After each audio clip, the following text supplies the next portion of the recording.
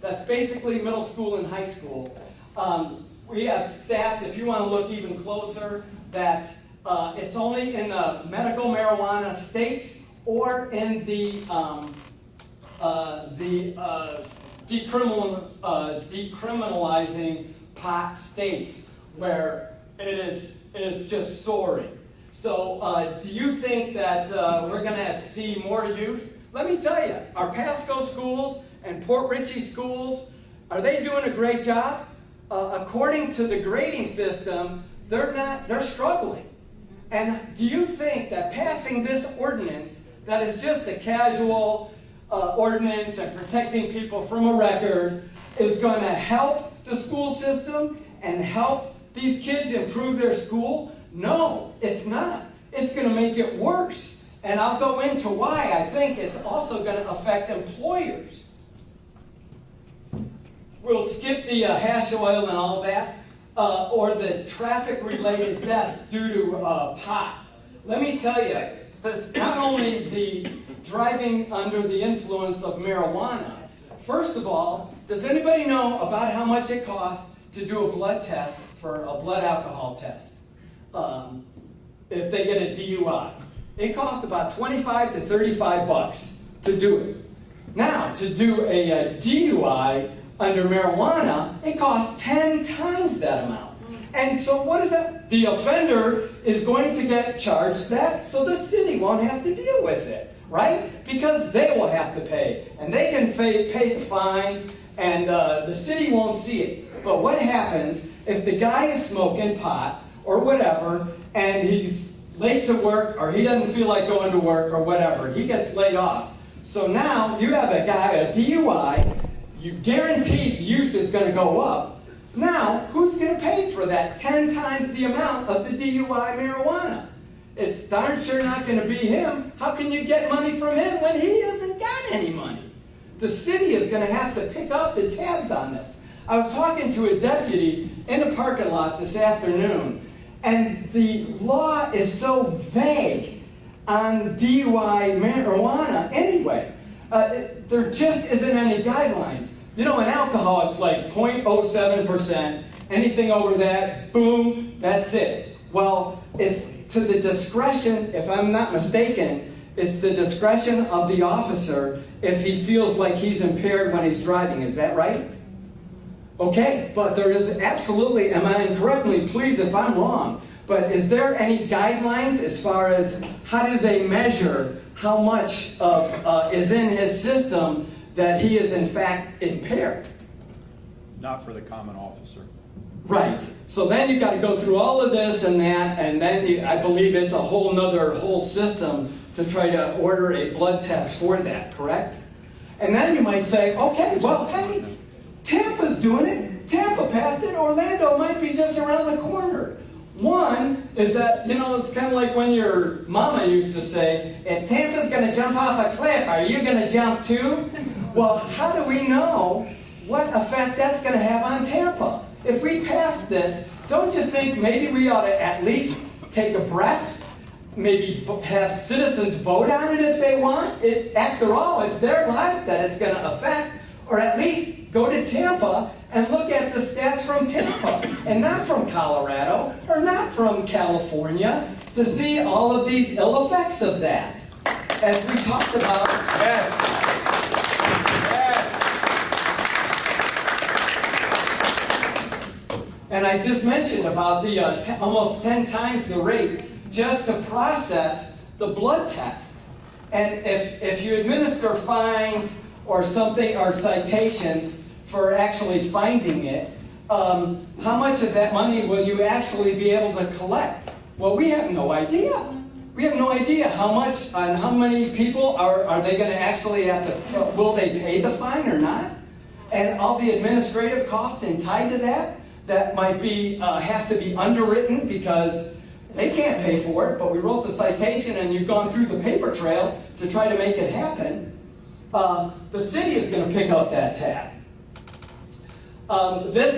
These statistics are absolutely alarming. They are also about the medical marijuana places where they have to have cash. People are getting robbed. right in the parking lot because they know they got to have cash because they can't pay with credit card or whatever. It doesn't, so what does that mean as far as pertaining to this? It's another step towards that. This is probably, is it about money and compromise?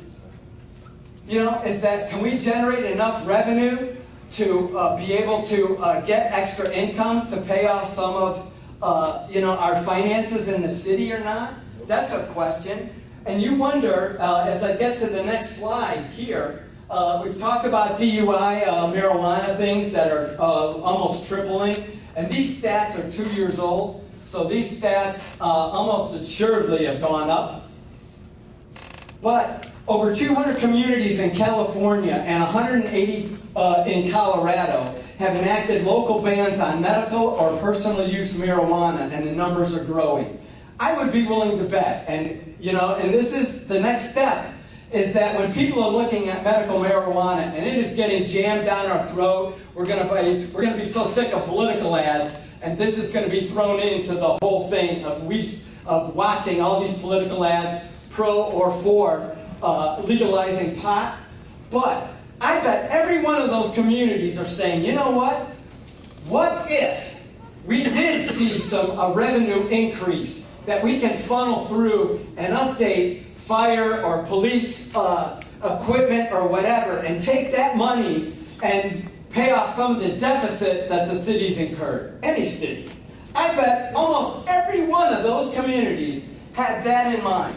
They didn't say, well, gee, we're going to have all kinds of problems later. And so they said, you know what? We see there might be a possibility that we can make some extra money on this. But statistics show that what happens, all the extra money that they were creating and that they were collecting in the marijuana community are being funneled through so many other departments for so many other problems. The FDA has not approved the use of marijuana or medicine that it is in fact harmful. In fact, the DEA declined to remove the pot from the Schedule I addictive drug classification just last week. So I'm just saying that we are batting our eye and saying, you know what, we're going to turn our backs on it. We're going to not only turn our backs on kids, but we're also going to approve of the use of a Schedule I drug. That's what we're doing, aren't we? When we're doing this? And we're encouraging it by passing an ordinance for it. 34% of 12th grade marijuana users in medical states got their source from other medical marijuana. So again, how in the world does this apply to what we're voting on? It is just another way. It's guaranteed pot is going to increase, and this is just another byproduct of that. States that decriminalized marijuana saw a 30% increase in the call rate to poison centers for children requiring medical intervention. Well, where in the world did they get it? Because they're not 18 years old. They have no business using that. Why? Because of their parents. That's a whole other issue. So we're encouraging their parents, and this is where they're getting the stuff from. The Journal of American Medicine has found that there is no medical benefit to marijuana. And so you can debate all you want as far as seizures and glaucoma and all this other thing. It is a stepping stone of passing this ordinance to all of this stuff. The top 21 states for current marijuana use among teens all have a medical marijuana or have decriminalized it. The top 9 states in high schools were at an average rate of a quarter of the students, far more than their lower averages of other states. And pill mills.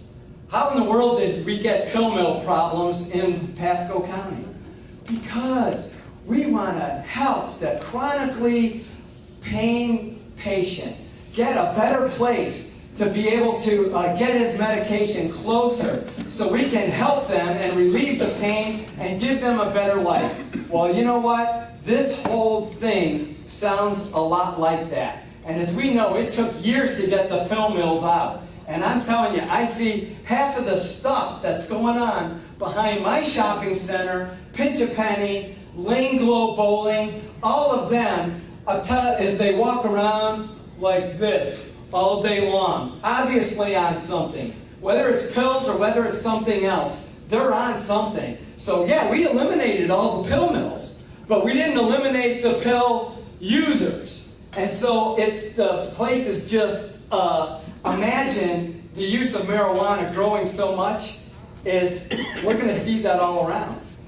Does that mean that people coming into the city of Port Richey is going to see all that?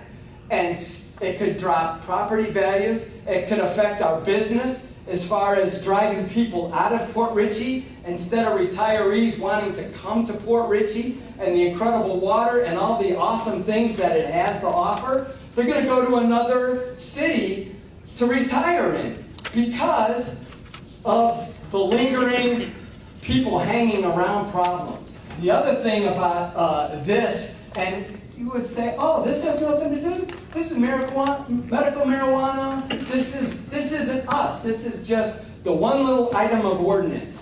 But is there paraphernalia in this? Do you think that there's going to be an increase in paraphernalia use for pot? Oh, absolutely. And do you think that it's going to be promoted by business to sell paraphernalia? Absolutely. So now I take my 4-year-old daughter and we go to a store and they see a great big sign, that says, pipes for sale. Oh, yes, we're going to smoke tobacco pipes. And so then I need to explain to my daughter that no, it's for whatever. And so we're going to see a lot of that. And we have no idea how, other than using some statistics from 2 states, we have no idea really how this is going to affect from property values to business to schools to how it's going to affect the workplace. Now, what happens if Publix or Walmart, I talked to both of their managers, and because they cannot actually state their feeling on this, they personally gave me an opinion, and I don't want to put them on the line as far as that is concerned, but they see areas that, number one, it's going to affect their job performance of their people because they're going to be using it more. And secondly, is that when they do a blood test, it's going to cost them more to do a blood test. And secondly, it's going to be harder to find job applicants that have a clean bill of health because people are going to use it more. And in closing, and I apologize for taking longer than, I noticed they didn't give me the 3 minutes on the sign, so I appreciate that. Because I don't know if I can do anything in 3 minutes. But I just want to encourage the board to this. I've talked about the illicit behavior with children and sending the wrong message. But I'll tell you, I honestly believe that we must have courage to beat back the political and financial pressure of decriminalizing of medical marijuana, and that it's going to undermine the very foundation of our society. And it's going to start today in this room. Thank you. Hey.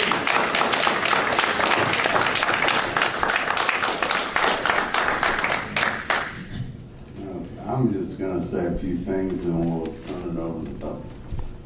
You're very passionate and I appreciate that. Reminds me of Mark Twain's, my favorite quote, there are damn lies, lies, and statistics. And I found from a medical standpoint, the statistics you presented would be very hard for me to, in a lab, believe. January 1st, we are not going to have a choice. It is happening. Counties can't stop it. It is law. It is law. We are trying to decriminalize it so that maybe a man like you that isn't quite as passionate gets stopped with a joint and he doesn't lose his job. We are not overriding the state. We are leaving our officers in control. We cannot override the state. We're saying to an officer, if you believe this is a good candidate to get slapped on the hand and scared, you do that. If you believe he needs to go to jail, you do that. the discretion is left to our police, and we believe in our police. I don't know where you got the statistics on Colorado. I don't know how anyone in California and Colorado can override state law. If it's legal in the state, these communities can't ban it. The statistics that came from the Colorado Police Association, that's where I got the statistics. Well, it says right on there, so I'm just stating where we got the information. I understand. Lies, damn lies are statistics. Pill mills, I'll take marijuana over the Aussies. They're killing 2 people a day in Florida, I believe, maybe more than that. So that is all I'm gonna say on it. I guess we have to go to the public, or do we have, how many do we have? Anyone else want to speak with us? Anybody else want to speak to us? Just a question, how many speakers do we have? I think it's half to 6. One through our 9th. Yeah, we have 3 minutes. I'll make the motion to limit public comment to 15 minutes. Okay, so we have 2 minutes per No, 3 minutes. total of 5 people. Okay, we're gonna hear from 5 of the public. All Ford. I don't know. All Ford. Second. No, do I have a second? Second. All in favor? Aye. Aye. Thank you, Mr. Mayor. You did say Paul, didn't you, sir? Sir? You did say Paul? I did. Okay, thank you. Excuse I me, sir? appreciate what you said. I used to live in the Tampa area. Please pull your I'm too loud, mic I'm too loud. way too close. Thank you, sir. I've got a voice that roars like a lion. Thank I you. served in the military. I've been with one of the largest corporations in the world, so I've also served on the fire department.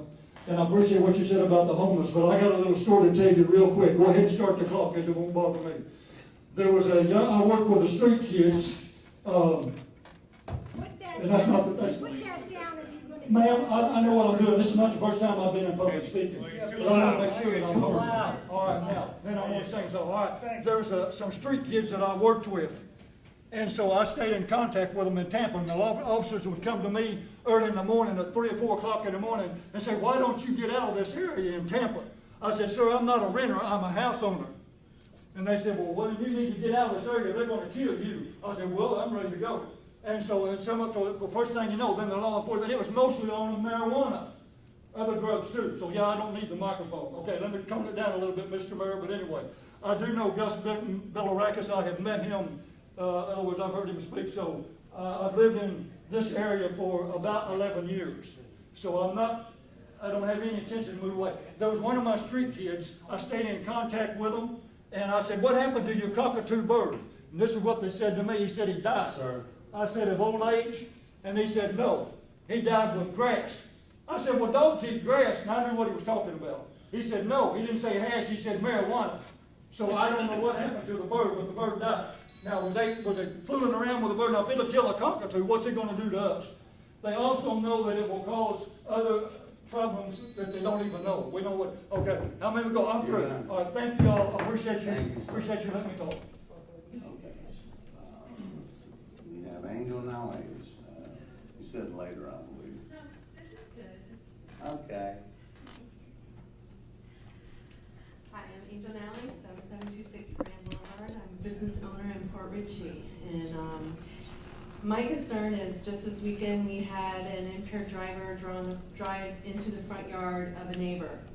And I had the Newport Richey police there, who a man shared with me, one of the officers shared with me, he had his first meal in 3 days because they are so overworked in the area, as well as Port Richey, because now we are down to hardly anything.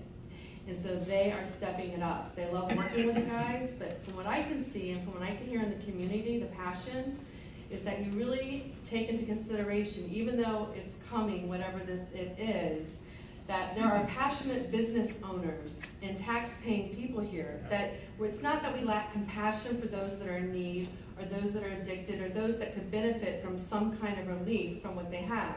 I just feel at this time, from what I can see in my own backyard and even our neighbor's front yard, that we're probably just not ready for this time, and we really need to listen to our property owners and our business owners, because I'd like to stay, but I already deal enough with everything behind me. I believe our police are gonna take care of that. But what I would like to say is, everything that's been presented is already here, and somehow we're putting it forward onto this ordinance. I think we ought to just maybe see what happens. Well, I think the voice of the people is something key, because we have a lot of people passionate here. A lot of people are passionate on different venues of it. I understand that. But in the long run, we have business owners and property owners that until they're comfortable or ready or see things change in our city and feel the leadership, no offense, but see a unity in leadership we haven't seen in a very long time. Newport Richey hasn't voted for this. They were working for us. Should we not make it easy for them if they are the ones that are serving in our community and helping us out on our calls, and that's their law they have to go by? I just don't understand how it helps their morale or helps them in any way if they have to do one thing on one place and one thing another. Our police are in favor of it. Sir, I respect that they're in favor of that, but I also know there's a lot more people that work with us too, and they have a voice as well, and I don't mean that disrespectfully. Thank you, sir. Thank you.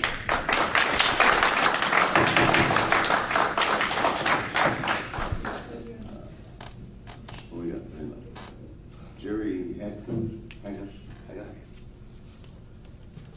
Jerry Haggis, 9215 Little Road. As a minister of Jesus Christ, I have to say there really is no peace better than the Spirit of the Lord living within a person.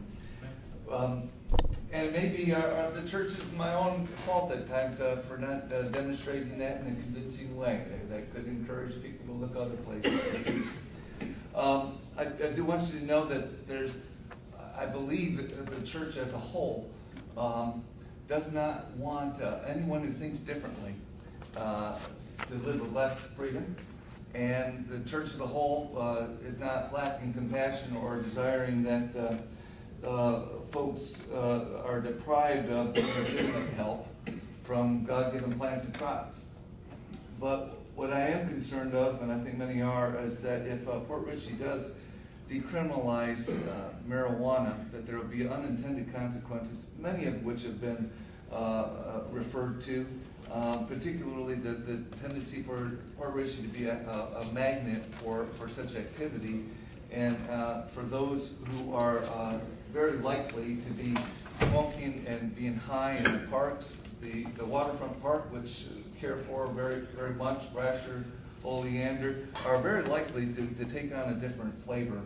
And the Port Richey will become increasingly a haven for those who are looking for that right now to use pot without some of its perceived risk. And certainly there's going to be more confusion here in that even a sober person, as I mentioned, doesn't know where the city's boundaries are. And there will be people out on Durney Key and other places that are recreating where state officers will have the jurisdiction there, and that's actually even state land, and there will be additional confusion there.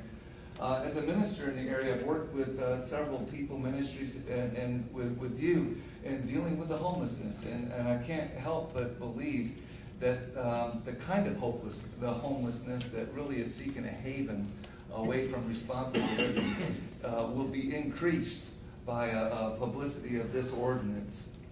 I think there will be crime that comes with it, the traffic accidents that come with it.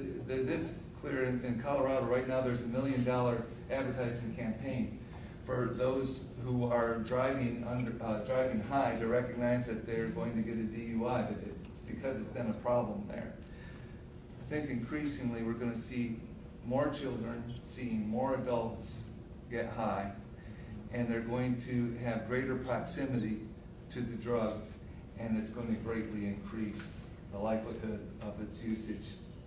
And I think you'll see more money coming out of public services here in Port Richey and the surrounding areas that are going to be devoted down to cleaning up the results.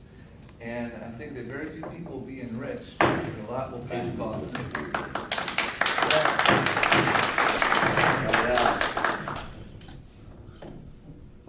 got two more. I will let Sandy Spaulding talk.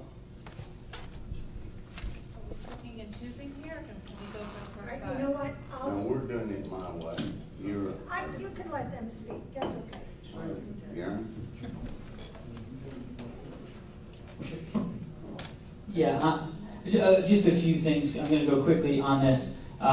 You know, we can't blame our existing problems on a potential bill to decriminalize cannabis. The city of Port Richey and Pasco County has problems, and what we need is solutions. And the way we're approaching this is, and let's use weed as the example. We have a garden, right? And we have, what we're trying to do is treat stuff by breaking off the top of the weed and not getting to the root of the problem. And the root of the problem is poverty and addiction.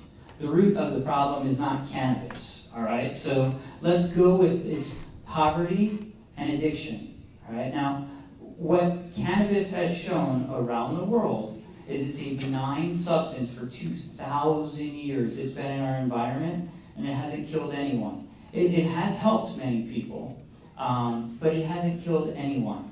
Now, putting people in prison, and let's be very matter of fact, the adult, you know, 100 years ago, cannabis was used as a pharmacy in almost every concoction that we had.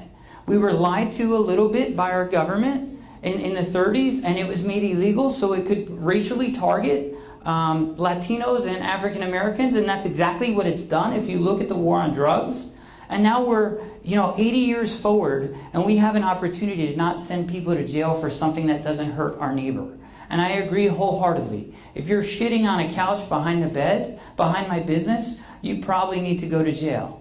Okay? But if you're a responsible father who's using cannabis instead of drinking tequila, that's probably not an arrestable offense. And I think that the sheriff's office, and the police department is wise enough and trained in this to make that decision. They deal with the worst of the worst all day long. Give them an opportunity to give a break to the best of the best.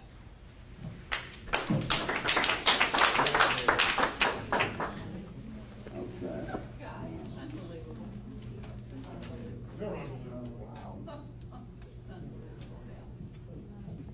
Nancy, You are. you You'll stay. bang that thing like crazy at anybody else, but when your people are up there. Nancy, you are out of order. I am.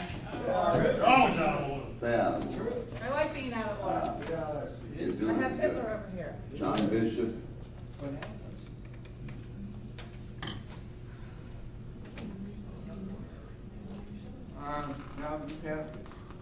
Actor, 820 Embassy Boulevard.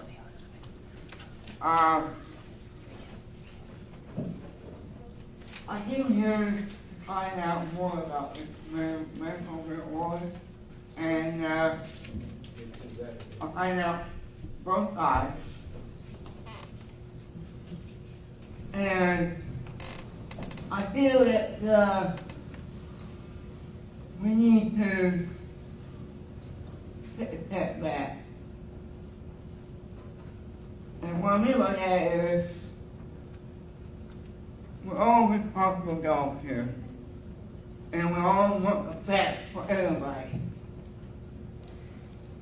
But I feel like medical marijuana should be in the hands of professionals, not somebody who works with profit. And there are people who do that. We can pay marijuana to hurt anybody. We can pay to kill somebody. Yep. Well, Medical. I don't know personally. I don't use it. I don't know. All I know is it has been held by professional people who need to be accountable to somebody. Whether it's a state, a county, somebody, it has to be accountability only. And if there's no accountability, then I can open a shop and help myself. So who is to be accountable to? These people who sell it, people who buy it. Who are you accountable to? Do I come to you? Did they come in and ask you, hey, can I buy it? Who do they do to? People who pay? People who can't have it? Do they go up there and ask them, hey, can I buy this?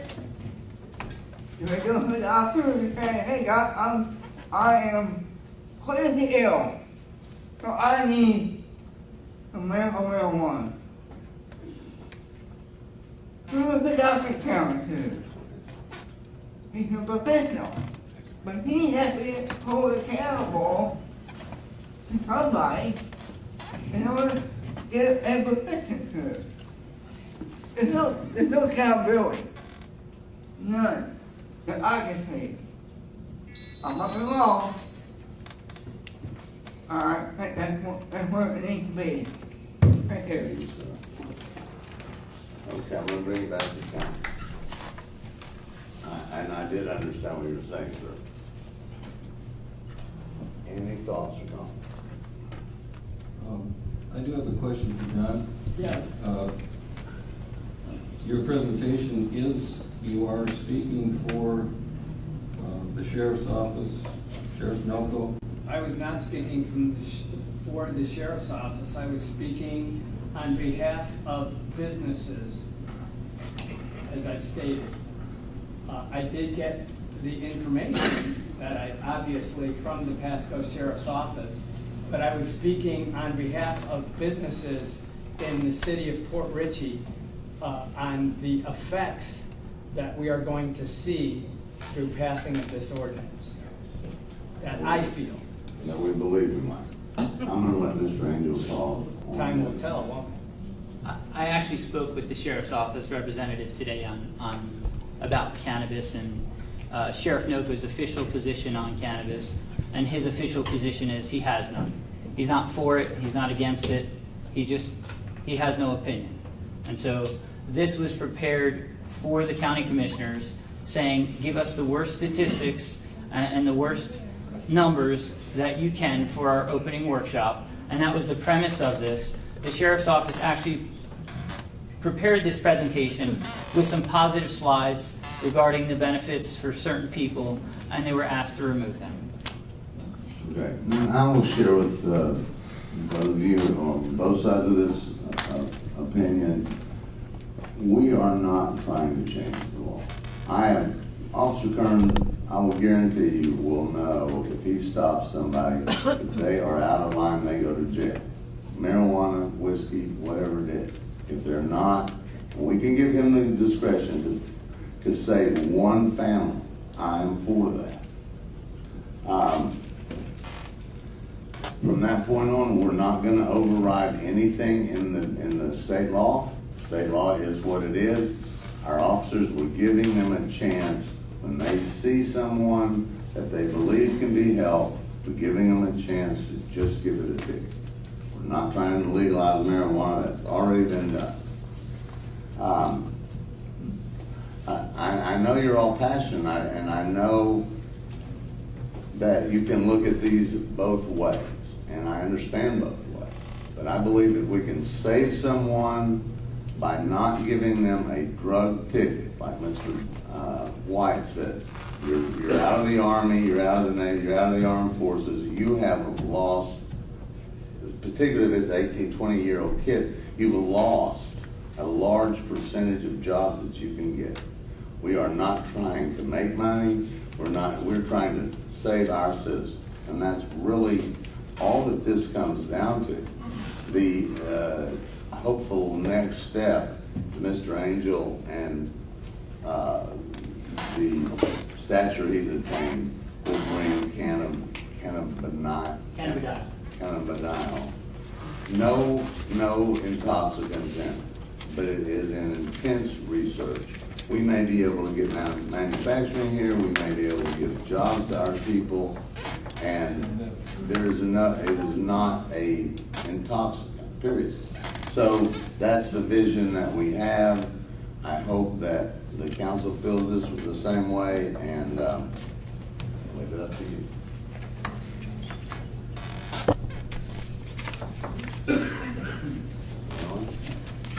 Have a motion. Oh, well, we don't need a motion, we're just reading. We're not up to that agenda. We're not up there. It's just the presentation, there's no action on it. Okay. Ready for the next All right, agenda? we're ready for the next agenda. I was going to do it. Yeah, I'll just. Your next agenda item is the first reading of ordinance 16-652 by title only. An ordinance of the city of Port Richey, Florida, creating section 18-82, possession of cannabis or paraphernalia, making possession of 20 grams or less of cannabis unlawful, making possession of drug paraphernalia as defined herein unlawful, providing for civil penalties, specifying the amount of civil fine for violation, and providing an effective date. Looking for a motion.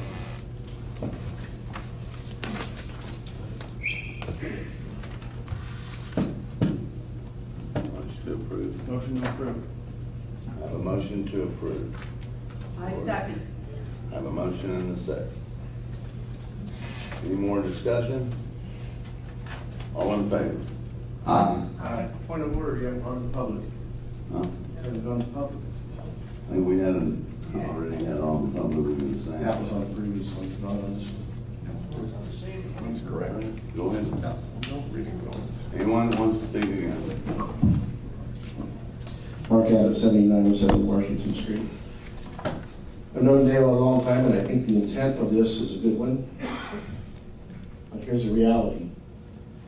I'm speaking up for the youth. They are not here. They don't have a voice. And I've done enough work with the youth to know what they're thinking and they're talking about. They're going to come to Port Richey. They want to smoke dope, and they don't even know where the city limits are. If they come from the sandbar and they hang out at Ernie Key on the way back from the sandbar and they're smoking dope, it's not the Port Richey police that's going to give them a ticket. It's going to be FWC. It's owned by the state of Florida. They're going to end up going to jail. Spoke with a whole bunch of people out at Applebee's the other day. One of them laid a $100 bill on the table because she was sure she was in the city of Port Richey. She smokes dope every day, and she's going to continue. She called that night. She was now at a place in Jasmine Lakes, and everybody there was going to be here tonight. Well, I guess it was that time of day. But it's not, is marijuana good or bad? It's trying to say what kind of confusion will it create. They just spoke for the sheriff, for the police department, and the police department has agreed that this is a good ordinance. I'd like to have the officers' names that agreed to that. I think that would be great to take a poll when you make a statement like that. If you were here, you would have heard. I reviewed your tapes. One of the tapes I reviewed, and again, I think your heart's in the right place, Dale, but I put in here on July 26th, at 51 minutes into the meeting, I was in Gainesville and I was writing. Younger patients need some kind of diversion program. Those are the ones that I'm worried about. On August 9th, Dr. Masad said, it's medically bad for you.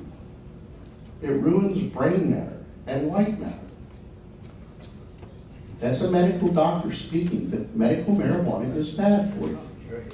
Not medical marijuana, marijuana. I'm just only reading what you said. I'm not here debating what side. I have lots of friends that smoke. I have lots of friends that don't. The point is, the city of Port Richey is so confusing that you are entrapping the younger generation. They will be here, they will be smoking, and they will be going to jail. And that's what I believe. Thank you. May I clarify something for you, Mark? Yes. This ordinance only can go, I wanted it to encompass the kids. I heard. We cannot. We own, 18 and younger is going to city, they're going to jail. Is that correct, Chief? It could. They could. We can't override that. They have to go through a criminal different system than 18 and over. I didn't want it for the kids because I don't want them smoking, but that's what is all.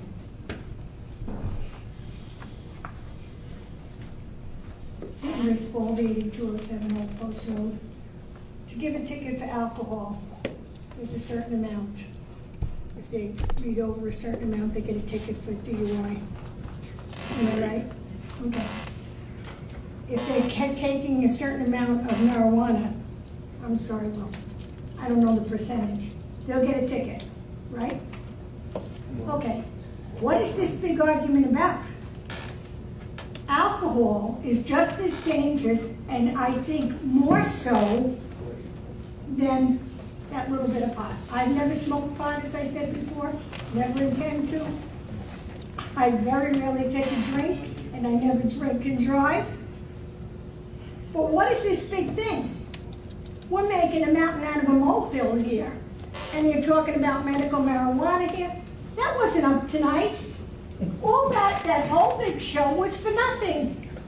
Right. I don't even know why it was put up here. If you drink and drive, you get a ticket. You could go to jail. You smoke a certain amount of marijuana, you could get a ticket. And you could go to jail. Hello, no brainer. Thank you. George.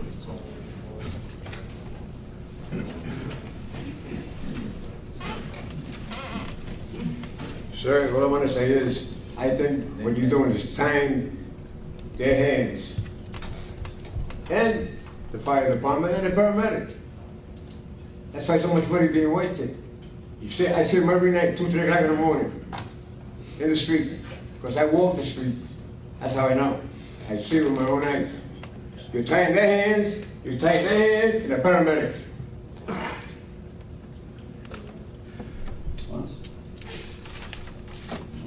I mean, I'll make a quick comment. Go ahead.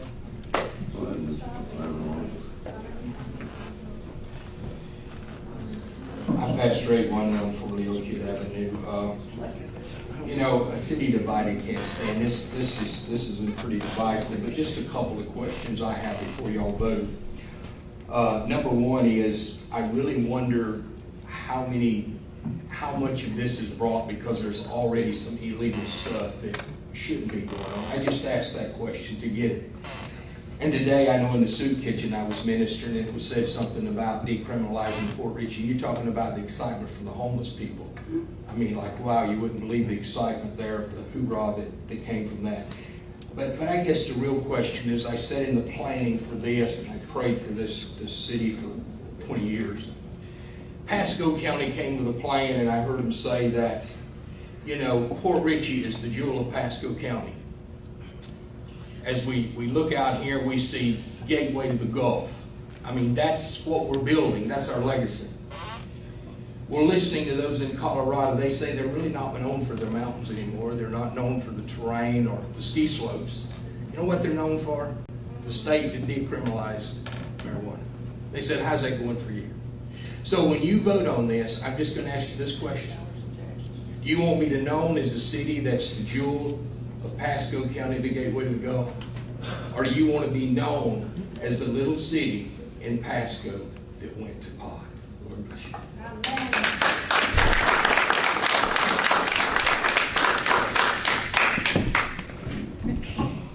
As a lifelong city of Port Richey resident, for that matter, I want the city of Port Richey to be known as the healthcare hub of the state of Florida. And we need to make progressive steps.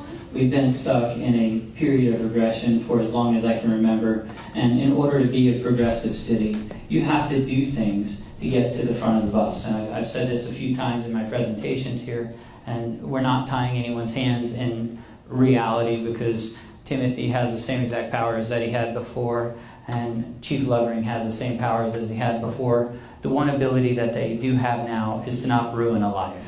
And, you know, I can't stress enough how many people, this is the way it happens. And I know because I just had a Pasco County Sheriff's officer call me crying the other day because they had picked up somebody for an ounce of cannabis, all right, on a PO visit, they found him with a little bit more, 3 grams of cannabis. That gentleman is now going to prison over a plant. He was in his house both times. No harm to anybody. Okay? But we now have somebody going to prison. And this is what we need to stop. We need to stop arresting our own people. If you hurt somebody, arrest them. If you don't hurt somebody, give them a ticket and let them move on with their own life. It's their house. It's a lot of this is the good neighbor thing. All of us as neighbors have our own opinions, but we are one community. And I love each and every one of you. Even if we're divisive on this one issue, that doesn't mean that I don't love you and won't support your business. And, I don't love, like, at one point we were related, brother. But in reality, this is a divisive issue, but progress is divisive. People get scared with progress. And I'm a visionary. I'm trying to help my city. There is nothing in this for me, but I'm trying to help. And that's all this is. And if this doesn't work, repeal the ordinance. But if it does work, we'll keep 50 people a year from going to jail. That's one person per week that doesn't need to go to jail and lose their job and have all the expenses and the problems.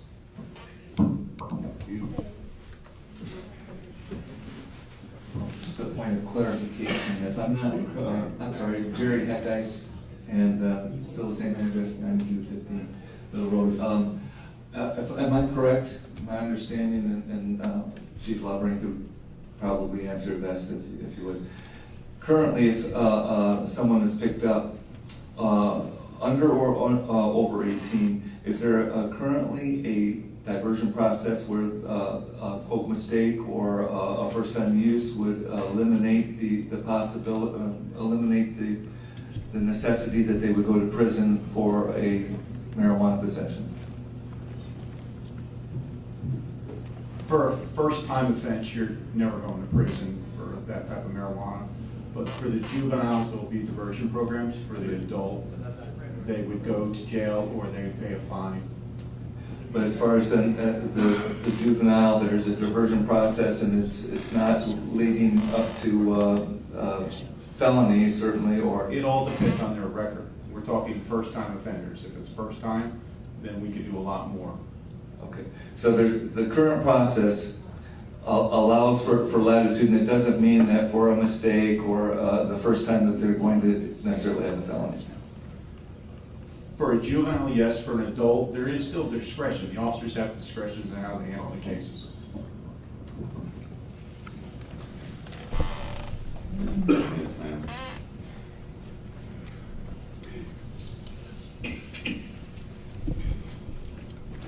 My name is Mary Favada, and I'm a minister at 811 Holyoke Road, Port Richey. I've worked with the homeless for years, since I've been a resident here in Florida, and that's been 18 years. And I've seen the results of what abuse has done to people, and this is what these homeless people do. And it doesn't stop anybody else from abusing something. And I agree totally with the presentation tonight. I've read about it, and I just want to say and stand up, it's about time that we take a stand for moral decisions in this county and in this nation. I think it has to be really thought out clearly of what's happening with the moral corruption in Pasco County and in Port Richey. New Port Richey and Hudson is deplorable. And we have a bigger problem than you can imagine. And everybody, when you walk and you talk the streets with these people that are addicted, you realize what a problem. And as some said here earlier, when you see them walking the streets and behind businesses, they ruin businesses, these people. What is going to stop something from not being abused? I mean, it's already being abused, marijuana, but why present on the market and places something that is going to be more corruption and abuse to our country, to our county, and Port Richey. And I firmly stand and want to stand that I am so against decriminalizing of marijuana, which you have said is already happening. But whatever this is going on that is for promoting businesses or marijuana coming into any place is a shame that we can even agree with that kind of thing. And that's all I have to say.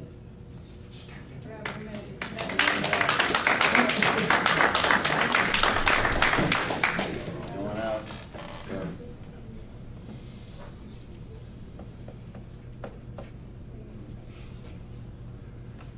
Tom Ariani, 5602 Bay Boulevard, Port Richey, Florida. You know, you can talk about the pros and the cons, but the bottom line is it was on the ballot for the midterm election. It got 57%. It needed 60 to pass. It'll be on there for the general election, and we're gonna have a huge turnout. So the bottom line is it's coming, okay? It's gonna be statewide. The city of Port Richey and the Pasco County are encompassed in the state of Florida. So it's coming. Now, I urge the council and everybody here to look at, there's a story on 60 Minutes about medical marijuana, and there was a child that had seizures, 100 a day it had, 6 years old. All it could do was lay on its back and have seizures. So they tried all kinds of medical pharmaceuticals, and nothing worked. But then they tried the low THC, and the child only had 2 a day and could function. So I urge the council and everybody here to pull that up on the internet in 60 minutes. Thank you. Thank you, sir. Anyone else? Only get one strike at the apple. That's fine. That's all right. I said what I was going to say. Okay, thanks, sir. I realize that. Go ahead.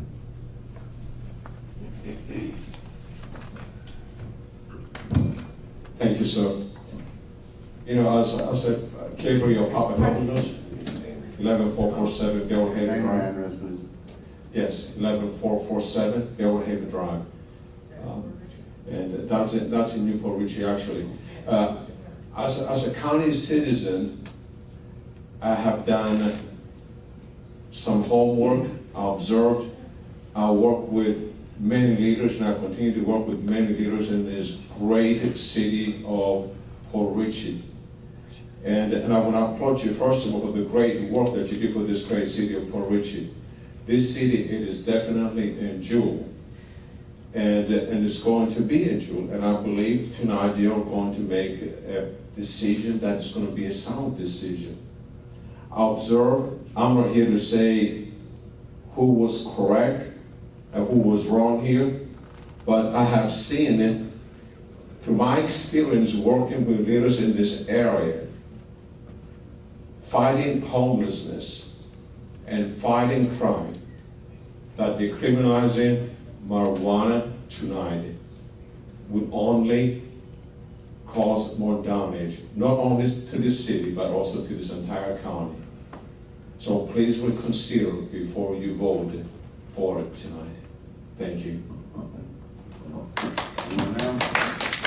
Please, you know this. Don't make me do this every time. Okay, anyone else? I'm bringing it back to council. I don't know, I know that everybody out there's heart is good, and everybody wants the best outcome, but everybody has come to a different conclusion. I've asked some of our officers, why is there so many homeless and these people that you talk about behind your establishment? And their answer, believe me, and it's pretty unanimous, is the soup kitchen and the methadone plant. They will not leave Port Richey. It isn't marijuana. We're gonna get a head start on how to handle marijuana. The chief and the police department will get a little head start. Either way, January, medical marijuana's in. So this is like a tempest in a teapot. You want to get rid of the homeless, the people that are behind, get rid of the methadone clinic. I'm ashamed of my profession. Methadone is not there to be, it's not a drug that we get people off of opiates. It's a drug that they make money forever and they never let them off. And they're not gonna leave this city as long as there's a methadone clinic here and they can eat and get their drug fixed. And marijuana is not the problem. So, with saying that, I have a motion to approve ordinance number 16-652, decriminalization of cannabis. With everybody's heart, vote your heart. All in favor?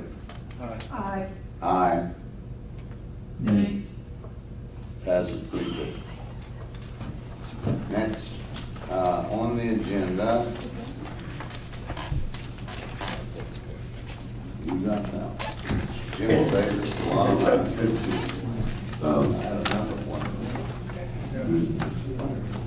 This is the second reading of ordinance 16-651 by title only, street financing of our bonds.